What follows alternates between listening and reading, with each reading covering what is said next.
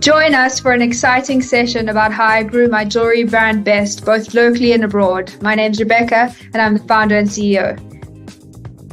I've been in e-commerce for the last 20 years. I work with some of the leading South African brands. My name is Alan Jaffe from eComplete, and we're here today to help you grow your e-commerce.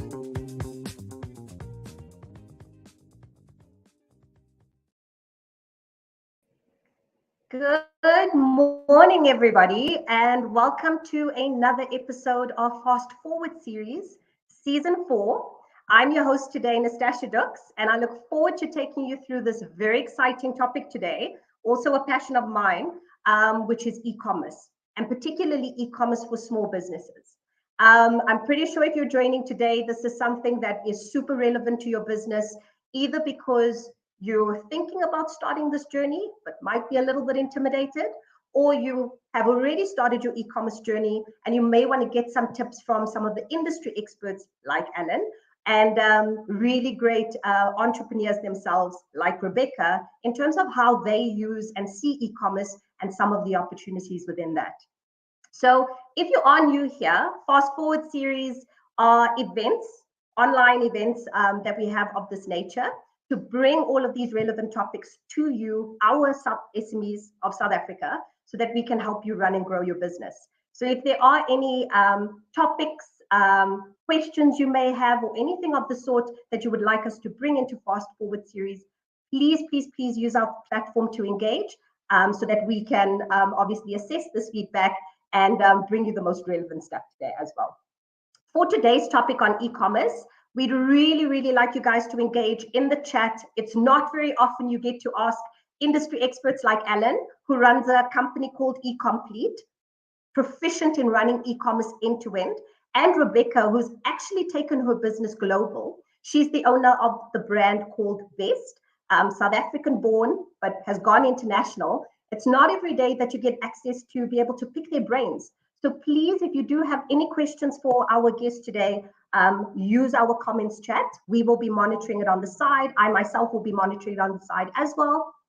And please don't be afraid to ask any of the questions related to e-commerce that you might need help with. For a little bit of navigation on the platform as well, especially if you're new here, we have the comment section, which you will find when you look at the right-hand side panel of your actual desktop itself. If you will see that on the side there, and it's free text, allows you to be able to comment. During the session, we will also have a couple of polls, which we'd really like you to participate in, because this is what helps us shape our content in the session so that it's relevant to you as well, who obviously are our audience. So without further ado, I think the first thing that would be really great is to just find out where everybody's joining from. We're assuming that everybody is somewhere within South Africa, but if you are from, Western Cape, please give us a little bit of a shout out. If you're joining us from Joburg, please give us a little bit of a shout out. If you're somewhere in East London, it would also be great if we could see if we've got a couple of attendees today from like East London. So please post it in the chat. We'd really like to know where you've joined from. And then also, because this is a nice networking opportunity, please also post the name of your business and the industry you're in as well within the chat. That will allow us to start using some relevant examples that we may have. If you're perhaps in the plumbing business, if you're perhaps in the, whichever type of business you're in. We actually have somebody joining from Ireland, so that's super exciting. Welcome to people based all the way in Europe. Very nice to have you here. We've got some attendees coming up from Durban. We've got some people representing from Pretoria, which is great. Some people based in Midrand, and then we've got a couple of Joburgers in between. West Rand is starting to represent now as well, so I'm assuming that's Johannesburg, West Rand, Johannesburg. Awesome, guys, keep that going so that we know where you're joining from, and hopefully you're representing your city here today. Cool. So while we're letting that fill up, I'd really like to bring on our guest today so that we can get a little bit of an introduction, who I'm very excited on joining us today. So as I've mentioned, we've got Rebecca Shirk. She is the founder and CEO of Best, which is a jewelry brand, but you'll hear a lot more about her brand. Some exciting things about Rebecca as well. She's a mom, a dog mom to a cute little French bulldog named Basil, and recently also got a little short hair British cat. I don't even know if I'm pronouncing that correctly, but called Bruce as well. Hey, Rebecca. So you're a dog mom and a cat mom as well. My claim to fame, yes. Awesome. And then a little bit more about Rebecca as well. So I actually personally started following Rebecca because I thought she was an influencer for the Glossier brand. Only to find that actually this is all just her own great work and she really believes in the product. So if Glossier is watching this, please add Rebecca to your payroll because she definitely influenced me to buy some products. And you also seem to love to cook as well, Rebecca. So you often share recipes about pastas and different desserts as well. So yes, really looking forward to learning a lot more about e-commerce today from you. Amazing. Thanks. I'm so honored to be here. Awesome. And then we've got Alan. Alan Jaffe is the owner of eComplete. And eComplete is basically an end-to-end e-commerce. If you've never heard of eComplete before, I don't know where you've been, but e-commerce has basically done some of the biggest, e-commerce journeys for some of the bigger brands in South Africa, like New Balance.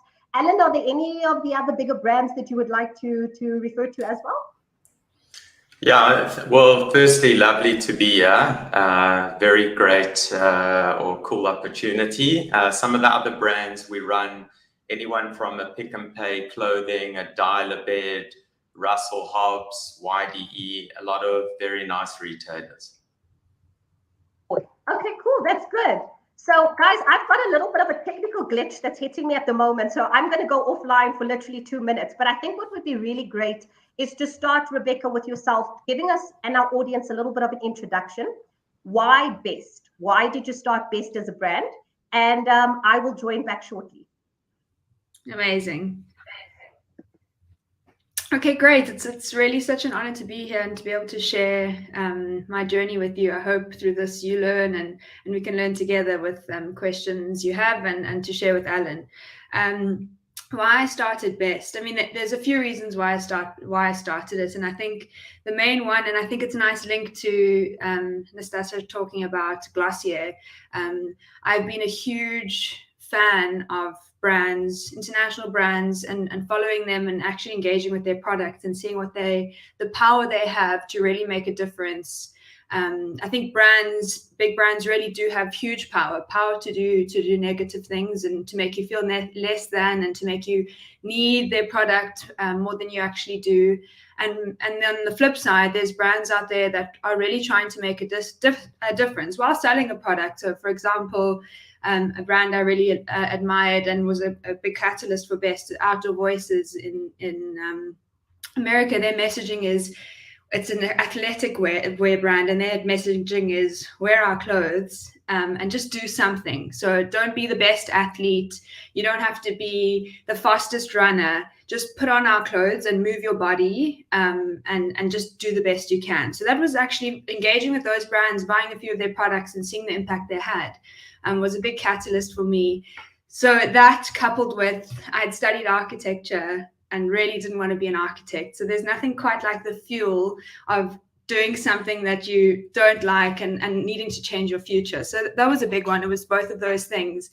So the love for brands and seeing the power they have, and actually just having a burning desire to see the brands out there making you feel less than and wanting to change that. So it was that, and then like an absolute passion for jewelry too. I'm always one to accessorize. And I think the power of jewelry as a product is that I can wear a shirt like this, someone can wear a different shirt, you can have a totally unique style, but our jewelry fits in with that and accentuates all the style that you've already got going on. So it's not telling you to change your style, it's really telling you to just use the jewelry as a form of to accentuate it. So it was that love for jewelry, love for brands, and seeing the power they had, and the burning desire to not be an architect that led me to want to start a brand. I started Best in the journey to getting Best to launch started around the beginning of 2018. I found, in my head, I conceptualized what I wanted this brand to be. So to change that narrative of a brand needing my brand to feel, better. So changing that narrative of you're less than, and this brand or this product is going to change that. And also just like the increase in depression, anxiety. I've experienced depression, anxiety myself, and seeing the impact that can have, and wanting to make a brand that can actually have a positive impact in the world. I mean, that sounds all glorious and amazing. How can you really do that? But on a simple level, BEST came as a process to say, we're here to help you feel your best, do your best, be your best. And this is where the name came in. So whether you're a mom, whether you're like an entrepreneur, whether you're trying to start a business, all of these things that like life is, it's full on. We're here to encourage you and be a platform and a space to help you feel your best and create jewelry that accentuates all that you've got going on in your life. So you can wear our jewelry from the office to walking your dog to being a mom, and hopefully it just adds, it adds to your life and allows you to help you feel your best. So I started BEST in 2018 with the, from there, how I got started. I guess I can start on the process of starting BEST. I started building the brand identity, so this messaging that I've just spoken about, and started looking for manufacturers. I wanted to find manufacturers locally, but after meeting with 20 or so manufacturers in South Africa, no one could really create the jewelry that I wanted to create, which was specifically high quality, hollow jewelry. So why hollow? It's because it allows you to have larger hoops, styles that are bigger than just something that's small on your ear. Also adding to, like the boldness and just, really making it an item that can help you feel best. But why I need it to be hollow is obviously I want you to be able to go from the office to walking your dog to dancing and shaking your body all night long, and I want it to be comfortable. So it had to be hollow, and no one here in South Africa could make hollow jewelry, which then got me thinking, sure, maybe I need to look abroad. And we found manufacturers. Our first manufacturers were based in India. The one thing about finding a manufacturer when you don't already have a brand or a business, not even an email signature, I was emailing these manufacturers from rebeccashow@gmail.com and no official brand. A lot of people most of the time didn't even respond to our emails, and the ones that did weren't really interested. So we've managed to, after a lot of back and forth, find manufacturers in India.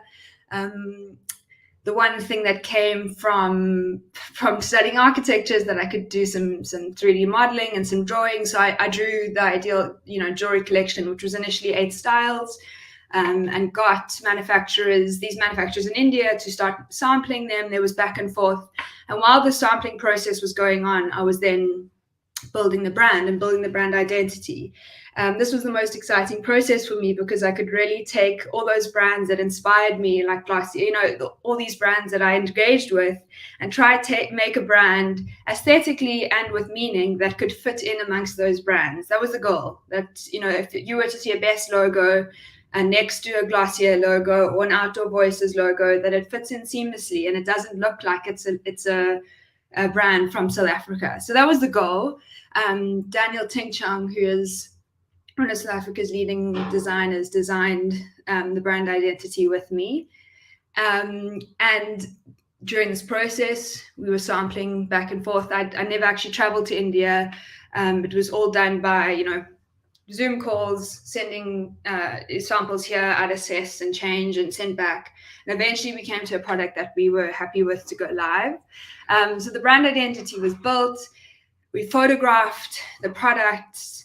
And part of the goal with photographing, it's a really big, it's a visual brand. I mean, the brand you've got a big task of trying to convey the messaging that this brand is for you. It's for everyone. It's for all the things you've got going on. It's here to make you feel better. We're trying to focus on brand as opposed to this brand is, you need this brand versus you need this product. And how do you convey that all? And I think that was the biggest challenge, is through imagery and through the brand, it really had to communicate that.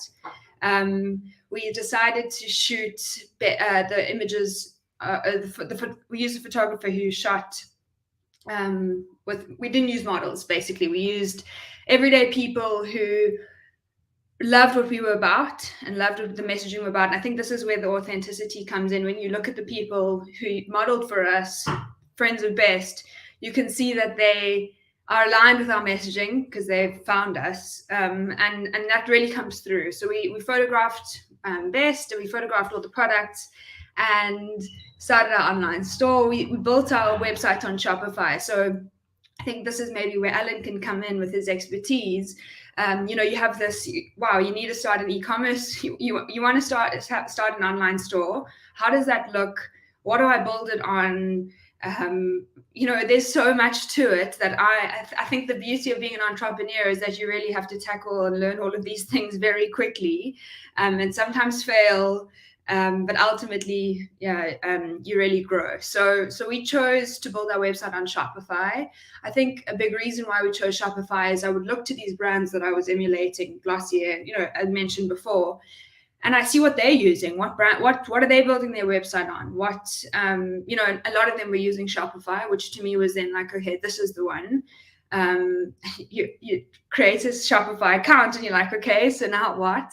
How does this become a website? Shopify have a lot of themes that you can edit, but I mean, some people can do it themselves, but there was a realization that this really needs to be done by a professional. So we had someone help us. We took a pre-existing theme, and edited it as much as possible to get to a place where it felt unique, but whilst not having to now recode and make it from scratch. It was built from a pre-existing theme. I don't know, Alan, if maybe this is where you want to come in and just chat about, your side, the benefits of Shopify as opposed to other stores. It might be useful for people who are deciding what to choose to build their platform on. Great. So Shopify, amazing stat. They've got 4.3 million sites running on it, almost in every country in the world. And I think what stands out for me with Shopify is how easy it is to use. If you look in the traditional, I think the market leader in South Africa is WooCommerce, and way more sites than Shopify. But the challenge with WooCommerce is you need hosting, you need to install plugins, and you actually need a developer. And what Shopify has enabled entrepreneurs is to get a site online and be able to edit without all the complexity and downtime. And I think that's been very powerful. Rebecca, did you consider any other platforms? There was another platform that we were looking at, but quite honestly, from the beginning, I just looked to what other brands, international brands were using, and Shopify was really it. So there wasn't much consideration. It is what we chose. The one complication with Shopify in South Africa is that you aren't able to use the Shopify payment gateway, which is what payments are taken through Shopify and their systems. We use PayFast as our payment gateway. That was the only hurdle to whether we should choose Shopify or not, but it works really well. I think what's amazing about Shopify is, and this has come through over time, is all the apps that you can use. You can we have an email. We send our emailers through an email platform called Klaviyo. Klaviyo is linked to Shopify. Klaviyo is amazing, and to have these different apps that you can use that are connected to Shopify really allow the whole thing to be quite seamless, and function really well. And with the Shopify plan you're on, do they take a commission, and has that impacted, or how has it impacted you? Yeah, so you pay a basic. Are we on the basic plan? I think there's a Shopify Pro. I mean, there's a level up which is insanely expensive, but we're on the basic plan, and they take a percentage of your sales every month. I mean, listen, it is an expense, but when you see what the platform is able to give you, I mean, I always justify it as I could have a physical store, be paying rent, and having to get people through the door to make a sale. And I mean, essentially, our rent is now Shopify. And I would say a stigma about Shopify in South Africa is that it's it's a very small platform, and it's not enterprise. And what a lot of people don't know is Shopify actually has an enterprise platform called Shopify Plus. And the beauty is, as you grow, you can eventually get to that enterprise version. And one of the key features that stands out is you're able to completely transform the checkout experience, which is a limitation. So when you get to that next level, that's a good conversation to have. Totally. The goal is Shopify Plus. Hopefully soon we can get there. Great. Okay, so we chose Shopify. The website was then built, and by August 2018, we were ready to go. We launched the website. The launch was a huge success. In the sense that this is maybe a nice way to sign on, like, how do you get people to discover your brand?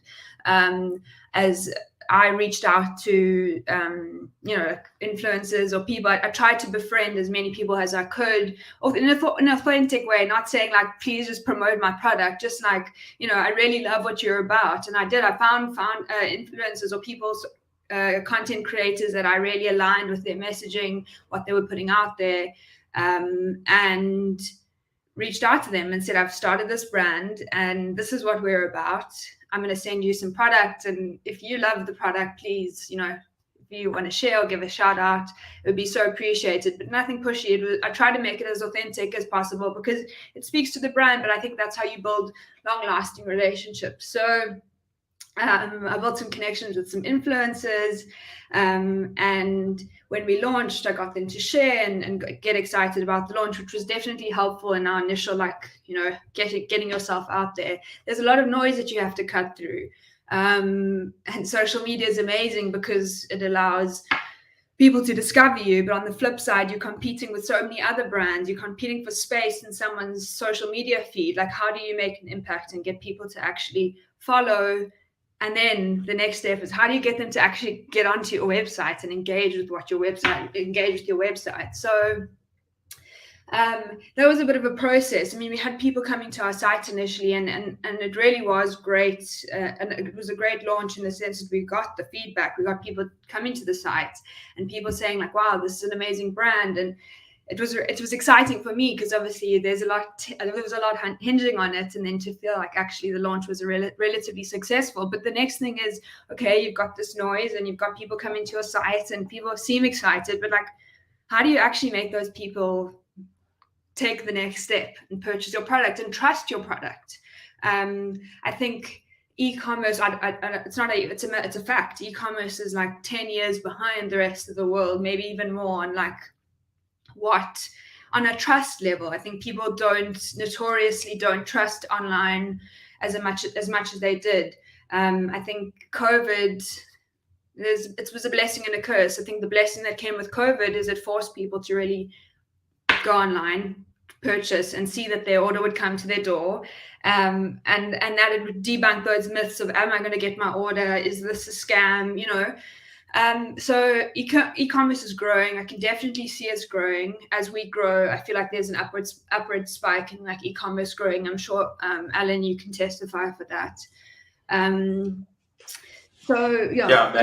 Maybe just to comment on COVID, we saw 3 years growth within 3 months, and I think what happened is a lot of the South Africans who were on the fence about e-commerce had no alternative, and they decided, was called forced adoption. So they went online, and like, if we look at sort of the growth rate of the last couple of years, it's been unbelievable. And year on year, e-commerce is outperforming retail. So I think we're on the right trajectory. I'd love to see us get to 16 to 18% penetration of retail like the UK. But I think we are, I'm ahead in terms of those predictions now. Amazing. Awesome, guys. And thank you for holding the fort while I was away. So I had a couple of technical challenges, but I am back. I was able to follow the conversation, which you gave really, really good points. So one, I think, Alan, I just really would like for us to leave a couple of nuggets for some of our audience as we go along. When you're thinking about your e-commerce journey, think about the level of investment when it comes to requiring developers. So what I gauged was make a very smart decision up front about which platform you use. And it sounds like there's a overwhelming support for Shopify. Have I captured that correctly? Definitely. I think Shopify seems to be winning.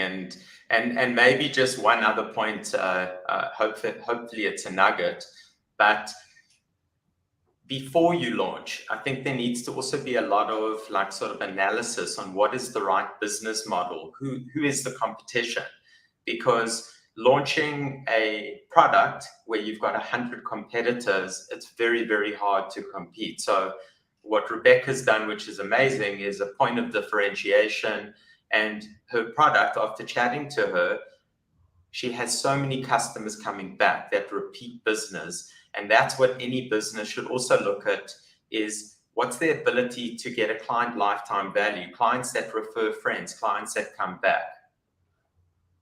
Awesome. So Rebecca, this is also something that I'd also really like to cover, because I think while e-commerce brings a lot of advantages, I think one of the things that it also does is it brings about a couple of disadvantages. When customers can't see your physical, beautiful products that you've created, it's very easy for competitors to almost, come in and say, we've got the same or similar quality, we've put the same craftsmanship into our like work and stuff. How do you use your e-commerce platform, even though that's a little bit of a limitation where people can't see your product, to overcome that as a challenge?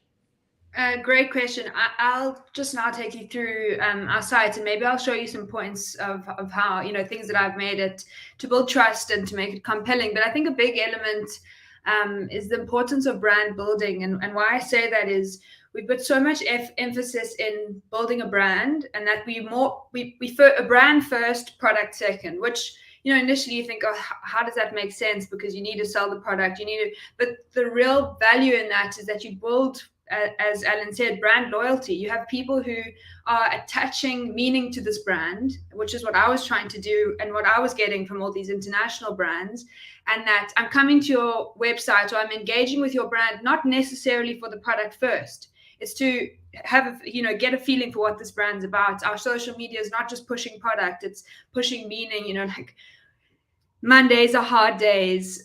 We acknowledge that you probably have a very long email list, emails to get through. We're wishing you the best. Like, you've got this. And for it to be a place where you're getting a bit of reprieve from the usual online world of like, buy this product. I don't have any money. I'm aspiring to buy this product. So that was the goal first, is to build brand. And I think that really paid off. Initially, it's hard to build that brand, but once you've got it, it really pays off, because you have a lot of loyalty, and you have people who then do buy the product and come back and buy all the other products. So it may be an initial, slog, but once you get there, it can be quite fruitful. So I'm going to show you. I'm going to share my screen. I'll take you through our website. I think it's a nice way to give, a look at what.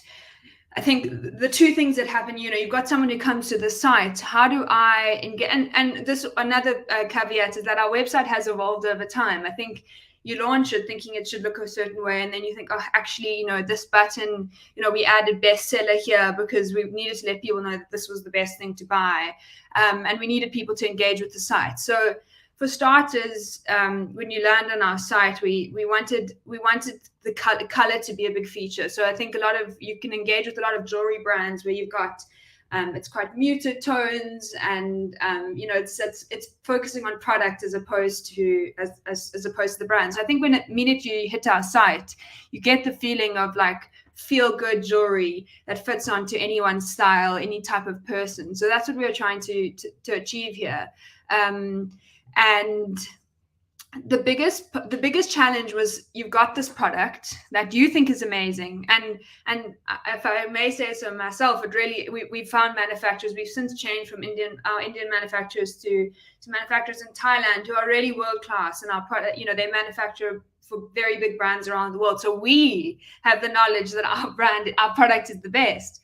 Excuse the pun, but how do we let other people know, and how do we convey this message, which actually is really challenging, because these are very simple gold hoops. I mean, there's nothing on here that's distinguishing this from another brand, and how do you get people to know that these are the ones? So obviously description. But I think the biggest thing, and it was very helpful for us, was having this element here that we add is about what's in the box. So people know that they're getting more than just the product. They're getting a beautiful box. They're getting a cleaning cloth to clean their products. These are all, like small one-liners that allow people to know that they're getting, to qualify the product. But so your website, Rebecca, is basically playing the role of a sales consultant in a store. If you'd stocked your products physically, except now you get to determine what to tell the customer and ensure that they actually don't forget, which I see as one of the advantages of online. Do you just want to expand a little bit more on that? Totally. That's definitely an online. You able, when someone walks into your store, they see a product and they walk out. You lose that opportunity to really say, wow, look at the product in all these different forms. Look at it on all of these different people. I mean, it's actually, there's huge benefit to that. And then this is something that we added, where you qualify the product and you allow trust by having people come on, and this is actually an app that we built in, that we added to Shopify, that allow people to make reviews. And I mean, I'm landing on this earring and I'm thinking, okay, that's just a simple earring, cool. And then I scroll down and I see people who maybe are relatable to me in demographic or potentially age, and I'm like, okay, those look great on her. And then I come down and I see people saying that they love the product and that they're lightweight and gorgeous and that I wear them every day. And these are moments where the person can think, okay, actually, this might be the product for me. And hopefully the goal is that they say, add to cart. And once they've added to cart. So Rebecca, before we move off on that point, I actually don't want to lose this because I think this is super important. And Alan, you can maybe just tell us how much of a role something like online reviews actually play in building the trust. So if you're a new brand, people have never heard of you before, what is one of the first things that builds trust? Other people having engaged with the brand. We previously had the CEO of Hello Peter on one of our Fast Forward series as well. And he even shared some of the insights around people trust other people, and that helps build an invisible brand to becoming something that people trust. So how much of that, Alan, have you seen, especially in newer brands entering the space, e-commerce only, don't have physical presence? How much of a role does something like reviews play? Reviews are very, very important. And if for those of you who shop on Amazon, you shop by reviews, and it can actually be detrimental to a brand because there's sometimes fake reviews. And I mean, if you look at Takealot, they also have a lot of reviews. But in terms of the apps that Rebecca's using, they verified real customers, and that's what gives it clout. And actually reading honest reviews, because sometimes someone may say, this was great, but the packaging had a little mark on it, and it builds trust. And it's one of the critical components to buying, because don't take my word for it. Look, these are all the satisfied customers, and almost like herd mentality. We want to see what people like, and that leads us to a purchase. It's almost like in my world, when I see a good review, I actually filter by reviews on most sites. That's my purchase criteria. But another point, you spoke about not having physical retail, and that is creating more friction. So reviews help, but what I love what Rebecca's done is free, speedy shipping and returns. So think about it now. You've just bought something. You're worried, is it the right product? That can impact, that one line can impact a huge amount of customers who all of a sudden have no risk. So there is no barrier. And that's where she has now a strategic advantage over retail, because she has greater global reach. Awesome. And then just Rebecca, on some of the, I mean, these are pretty amazing product pictures, but very unconventional. I mean, you've got a couple of gifts in between, very close-ups of the package of the product, but then also a little bit further away in terms of everyday use. How did you get to this like mix of imagery and color scheme to start using? Because you obviously mentioned that your website evolved over time. So in terms of the color scheme, as I was saying, our designer Daniel Ting Chong designed it, and honestly, I give all credit to him in terms of the aesthetics and color choice. But the idea was to really create an impactful brand through color that's unique to different brands you see, and the color I think really aids in communicating that feel good, exciting. The color was super important here. So I give all credit to him in the choice of colors and how they play together. And they really do differentiate us from different brands and what people are using out there in terms of color. In terms of imagery, this was, we wanted someone with hair that, you often see jewelry pictures taken where someone's hair is scraped back, and the hair is not really part of it because you want the jewelry to be seen in all its lights. But we were saying, we found models with all different hair types, so that the hair is part of it. You buy this earring and you may have really curly hair, or you may have really straight hair. We wanted you to see that, really, as you are, you don't have to change your hair. You don't have to. This jewelry fits in with what you've got going on. So that's particularly that what we tried this imagery to convey. I mean, this model was amazing. She's a friend of Best, and she's such a powerful image. She's wearing these simple, tiny gold earrings, but you can see that in that shot, she feels power, and that was the goal. Awesome. So these images help to get more people to browse, to add to cart. What were some of the things that you did to get more people around? I've got this product in my cart. I'm sold on it. I've read the reviews. I've seen the pictures. I can picture myself in it. What are some of the things that you've added in as well? So this is where it comes in is, okay, so I add the product to my cart, and how do I make sure that this person's added this to cart and actually presses checkout and doesn't go back, doesn't doesn't think, oh, okay, maybe I'll come back. And I think and I took this from inspiration from other global sites, is that sometimes you add an item to cart and it takes you to a separate page. So you won't have this behind here. It takes you to a totally different cart. And why that's a problem is it now is taking you to a new page, and it just allows more opportunity for drop-off. So we chose the sliding cart mechanism. I also can't take credit for this. This is just looking at what other brands are doing internationally and following their methods.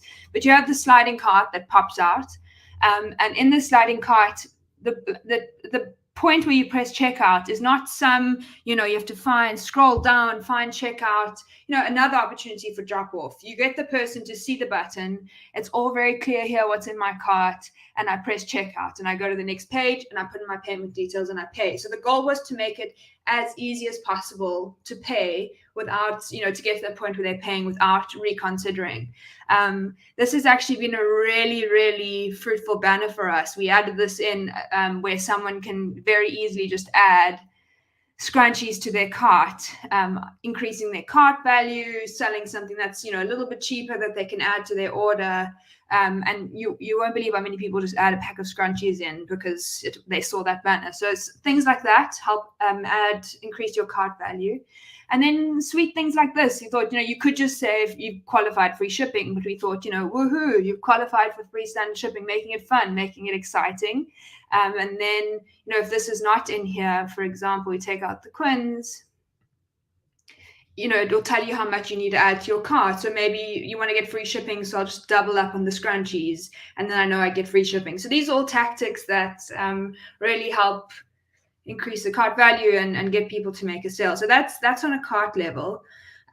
Rebecca, before we move off on that, I think one point that I also just want to raise, and I think, Alan, if you can just bring in some of these insights as well.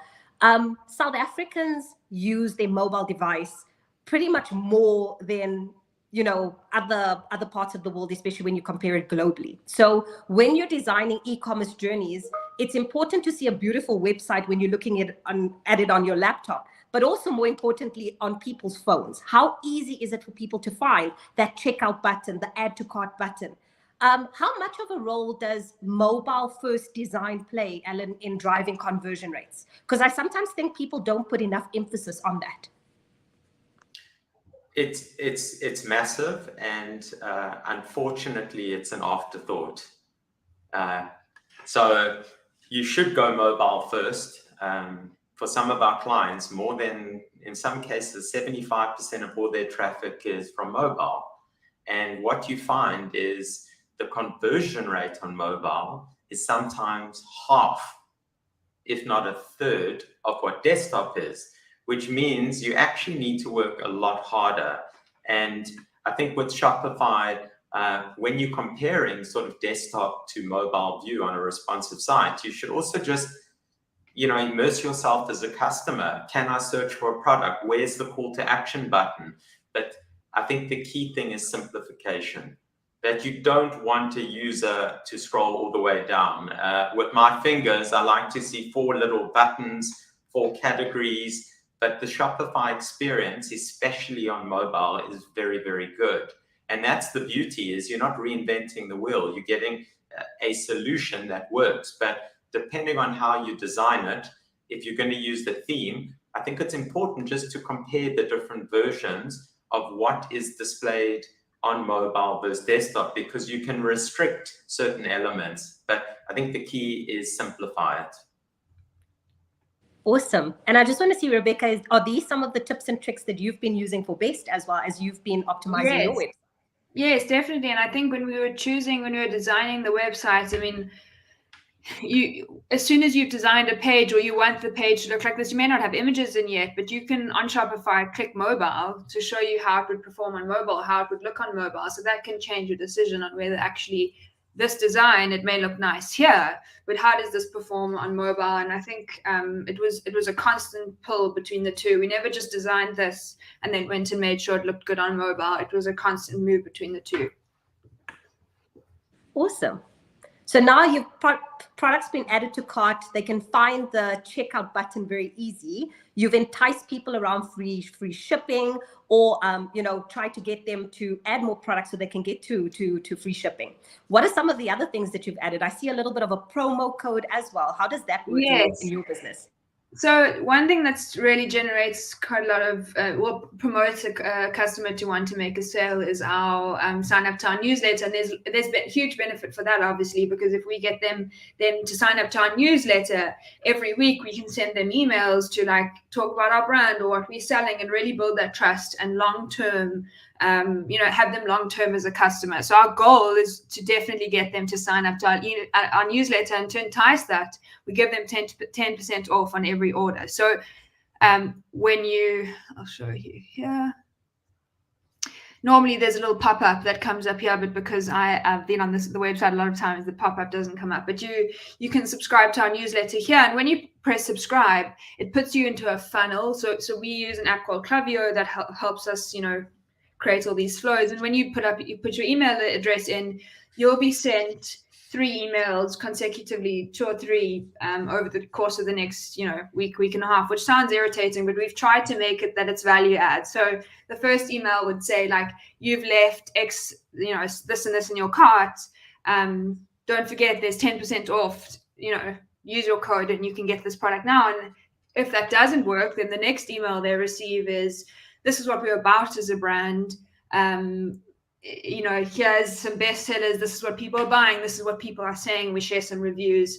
And hopefully then after the second email, the person is like, okay, I'm ready to go buy this product. But some brands have 4 or 5 or 6 emails that you can send out. You can really, you've got someone who's come to your site. They've selected a product. They've added the product to the cart. They're really keen. I mean, we'd call this a hot customer because they now know what they want, exactly the style, and they've gone through your site and they've engaged with it. So this person is now really keen to actually purchase this product. And how do we convince them? So that's where subscribing to the newsletter helps, because we now have them in and we can convince them. But I think a nice point to touch on is, you have this buy our product. Here's our best sellers. We need you to shop now.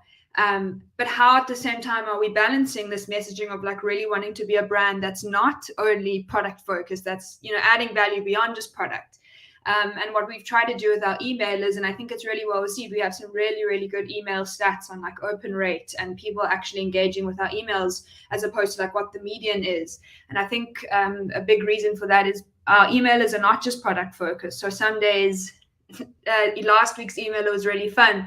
Someone received the email you would receive if you'd subscribe to our emailer list was, we're going to play a game of would you rather. So in the email was, would you rather do this or that? And there was a whole bunch of things you could select. And at the end it said, would you rather Quinn Earring or Sydney? So there was a little subtle product thrown in there, but actually it was more just a fun email to break up your day of all the stuff that you usually get in your inbox. So we try to balance out what we send people, but but email marketing is huge. It's a huge generator. I don't know if maybe you also want to jump in here, Alan, and talk about it, but we see huge success in our email marketing. Email is really important. I think the tool you're using, Klaviyo, is one of the best out there. With no disrespect to MailChimp, but I don't think it competes. Another interesting thing is when you send that newsletter and somebody has either signed up for the sign-up offer and they arrive on the site, when they click add to cart, you get an abandoned cart. And what a lot of people associate an abandoned cart is after checkout where you failed to pay. But with Klaviyo as a tool, it can actually send products that you looked at. It can send recommendations. It can, if I bought, not in your example, a tennis racket, in 6 months' time, it could say, do you need more strings? So crafting, what Rebecca's been very good at, is crafting specific user journeys based on who the customer is, what they've bought. And that personalization is the key to differentiation. Spot on. I think one other thing that I just want to add as well, so that our audience takes this out, is that e-commerce is a multi-pronged approach, right? So the effort you put into your email tools and how that helps you either build a following, build your brand, or drive more sales, and even some of the other platforms as well, Instagram, Facebook, TikTok. I know, Rebecca, a lot of what you also share that complements your e-commerce platform is a huge coverage of your Instagram account, based Instagram account. How does Instagram, along with your email marketing strategy, bring everything together? What are some of the differences that you use email marketing for versus using your Instagram account? So I think what we've really tried to do with Instagram is make it a place, as I said before, that's not just product heavy. I think people are not necessarily choosing Instagram to buy a product now, as opposed to what email is. Email is saying, buy this product, I click this product, I go to our website, I buy the product. Instagram is, I'm engaging with all you are as a brand, and I see those earrings, they look nice, I'll save them and maybe I'll get them later. But the focus for us for Instagram has been quite strong on brand building. Instagram is a tricky one because the algorithms change quite a lot, and sometimes they're in your favor and then sometimes they're really not. So it's a bit of a beast that's quite hard to tackle. But one thing that we've tried really hard to do is get user-generated content, which is hard if you're selling a tennis racket, but a lot easier if you're selling jewelry, because people are generally taking selfies or pictures of themselves, and customers sometimes tag us, which I'm always so grateful for.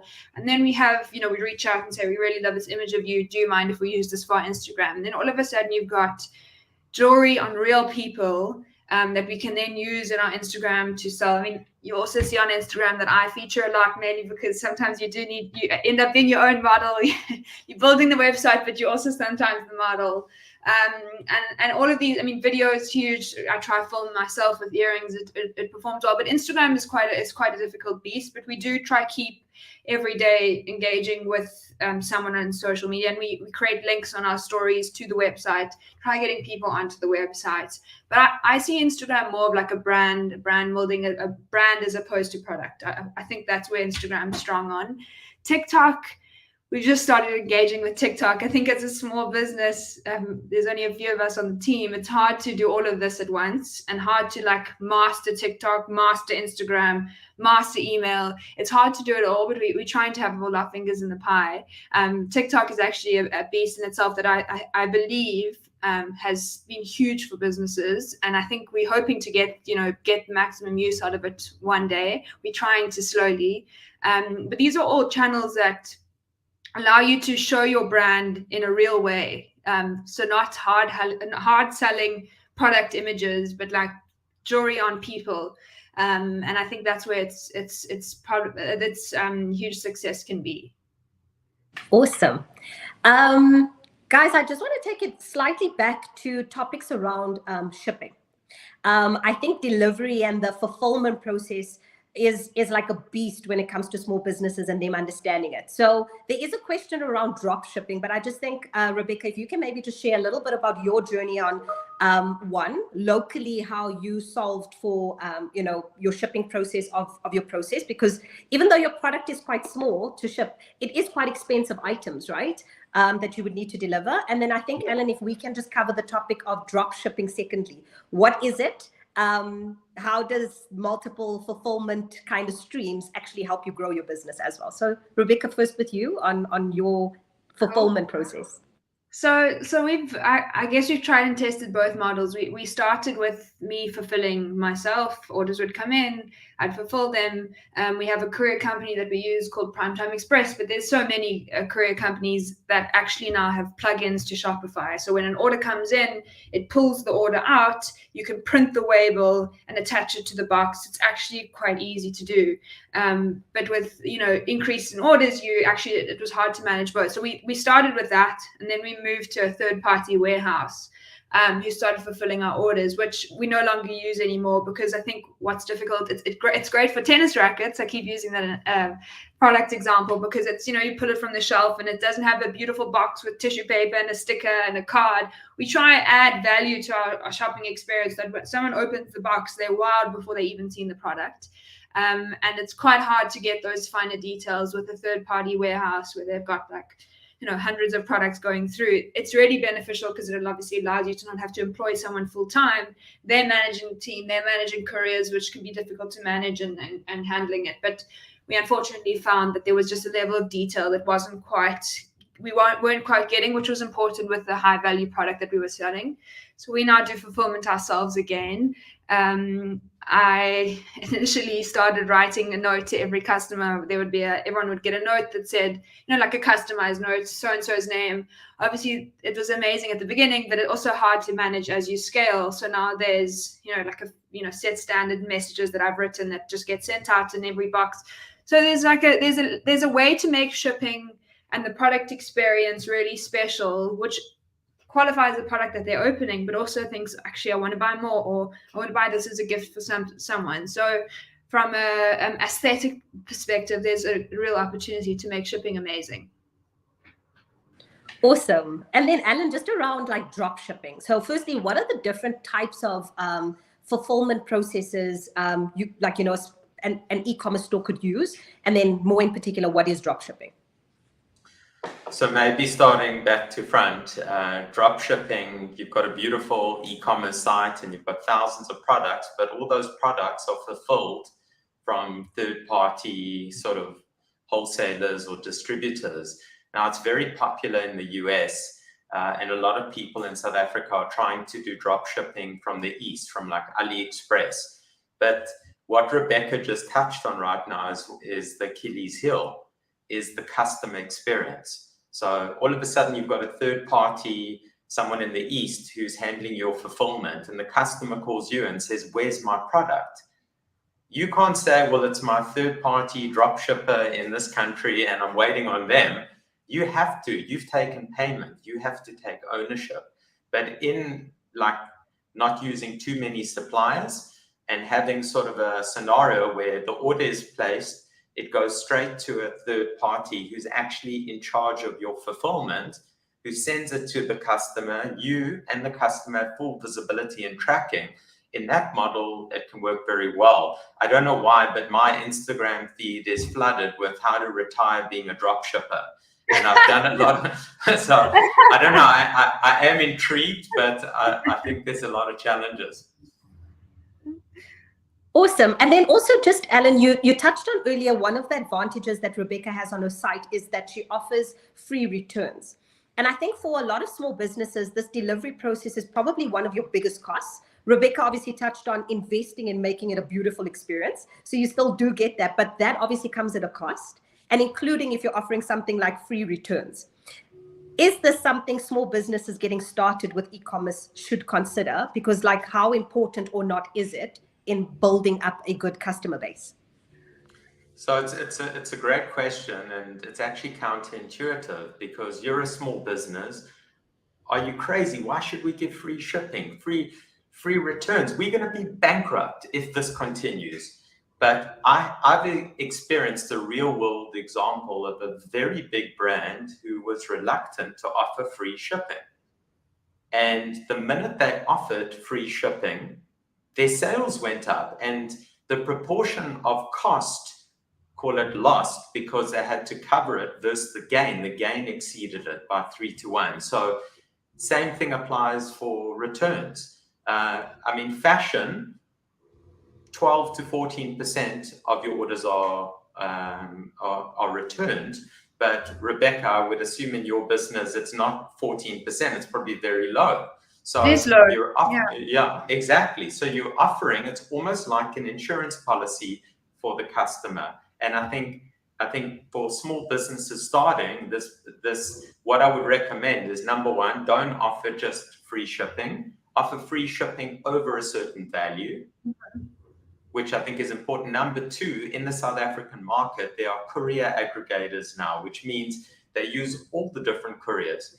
Sending from Cape Town to Joburg won't hurt you, but sending from Cape Town to like an outlying area, that will hurt you. That's where it creeps in. So keeping control of your costs and your free delivery based on where the customer is, also what they bought and how much they bought, is very important. Even from loyalty, if a customer's a VIP, they bought 3-4 times, offer them a selected promotion on free shipping as well. I think Awesome. where free shipping is so powerful is that little, like a banner that we have on our site, free shipping and returns. It's more actually just another qualifier to say, buy this product to encourage conversion. Because I built it into our costs. I know that our product costs X, and part of that cost is free shipping, 79 Rand or whatever it costs for shipping.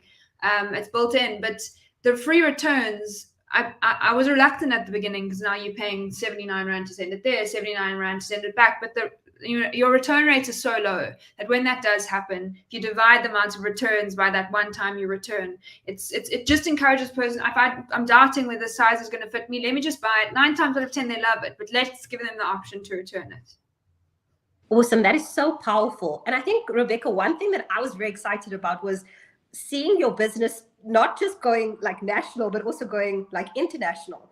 And you now ship internationally as well. So how do you, firstly, how did you get started with that? And then also, how do you manage those costs? Cool. Going global was, obviously, you always have these goals and you're like, will that actually be possible? At the initial, when we first, started, we found, I think, a big catalyst. I'll tell you the story of how we decided to go global. A big catalyst was actually COVID. COVID happened.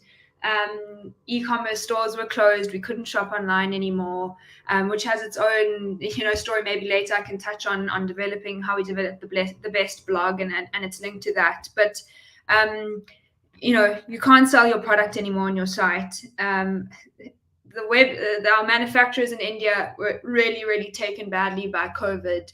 They couldn't produce at the level that we needed to anymore. The quality we were getting was just actually starting to become a hindrance to our brand. And how do we, you've got these products that are coming and they're bad. What do we actually do? So we then decided to pivot. I think a word that was used a lot during COVID, and try search for another manufacturer. And this is where it came in, because we had to find a manufacturer. Now we've got a business though. So you're now reaching out to manufacturers, not from RebeccaShow@gmail.com. You're reaching out to manufacturers with a website and an established brand, which was a lot easier. So we managed to find a really, really amazing manufacturer in Thailand who manufactures our products now. And we received these products and we were blown away by the quality.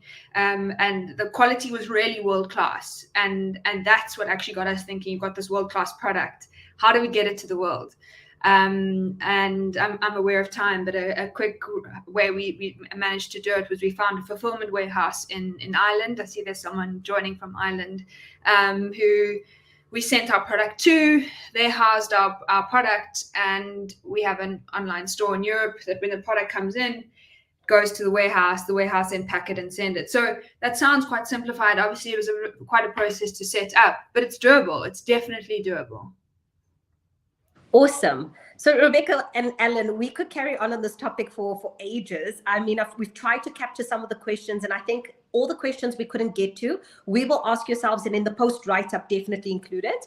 But if there's any tip you want to give to small businesses thinking about starting the e-commerce journey or needing to invest more in making sure that it's a success, what would your advice be? I think number one is think big. I think as South African businesses, we always think small, and thinking small, even from like an aesthetic perspective, we look to South African brands on how a brand needs to look, but actually look global. Find the brand that you aspire to be and try emulate them, from what their store looks like to how their cart works to the emails you receive from them. Try emulate them, because they have a gigantic team who's managed to make their decisions and ride off that. So I think big is one of my biggest pieces of advice. And then also something that I've really learned to get comfortable is with being uncomfortable, which sounds cliche, but it's there's so many times where you're like, I don't know how to do this. I don't know how to. 9 times out of 10, you don't know what you're doing, and that feeling can really be uncomfortable. But sitting with that comes ultimate growth, because you learn how to be an email marketer, digital marketer, a shipping agent. You can be all of those things, and you do eventually learn. So sit with that uncomfortable feeling, because it comes with growth, and it really is a big factor to the journey. Awesome. And Ellen, on your side, I mean, you also work with businesses small and big, and some small businesses become big businesses. Just building on what Rebecca said, any little nuggets that you just want to leave with the audience as well? So imperfect is the new perfect, and don't suffer from paralysis analysis. The most important thing is to take that leap of faith and to, get out the building, start. And exactly what Rebecca said is, for me as well, like, where did I learn? I learned in the University of Life, and I had a lot of mistakes. I went onto forums and just posted questions every day. On one forum, I think I did 1,000 posts. That's how I learned. And remember that you're not alone. So no matter what you're trying to do, thousands, if not millions of people have already done it. And Google is your friend. So that's a very powerful thing. It's just learn by teaching yourself. And if you can try, just have one mini win every single day with marginal gains over a year, you will be transformational. Absolutely. What's the saying? 1% every day takes you so much further in terms of the momentum than trying to get 10% growth more often. Rebecca and Alan, this has been so inspirational, informative. Thank you so much for giving up your time to come and share with our audience. Very excited to have had you here. As I mentioned, I've been a fan of your brand even before this. So I've been like a little fangirl in the background. Keep doing the amazing work you're doing. You've got beautiful products, beautiful craft. Everything you do is amazing. And it makes me so proud about the businesses we actually have in South Africa. I always say, don't support local. You're actually shopping local. You're choosing the local brands when you actually just look at what's out there. So, thank you again for joining. And really look forward to having you guys again on our actual platform. And then for everybody, sorry, Rebecca, anything? No, thank you. It's such an honor to be here. And if anyone has extra questions, you're welcome to reach out to me on Instagram, or I can see how I can help. Awesome. Love that. And then for the audience that has joined, guys, thank you for joining yet another Fast Forward series. This will be available. I did see a couple of questions related to topics we have covered before. So what we will do is package this on our VHub platform and answer some of the questions that were asked here, link to other articles. What I'd also really like is for our admin team to please capture the link to our SME Summit that we are having next week, Friday. You can either join in person if you are here in Joburg. It is at our Vodaworld office, which is our main head office. And you could also join online if you're not around or unable to join in person. We're going to be covering really good topics related to using digital within your business, different type of funding options. And we even have a little topic on the day covered by Meta on using a little bit of the Meta kind of ecosystem within your business. I did see a question related to WhatsApp for Business. So do join our SME Summit, and then hopefully we can answer some of those questions there. But guys, have a fantastic rest of your week. Thank you for your time. And we look forward to seeing and welcoming you guys back soon. Cheers, everybody. Cheers. Bye. Bye.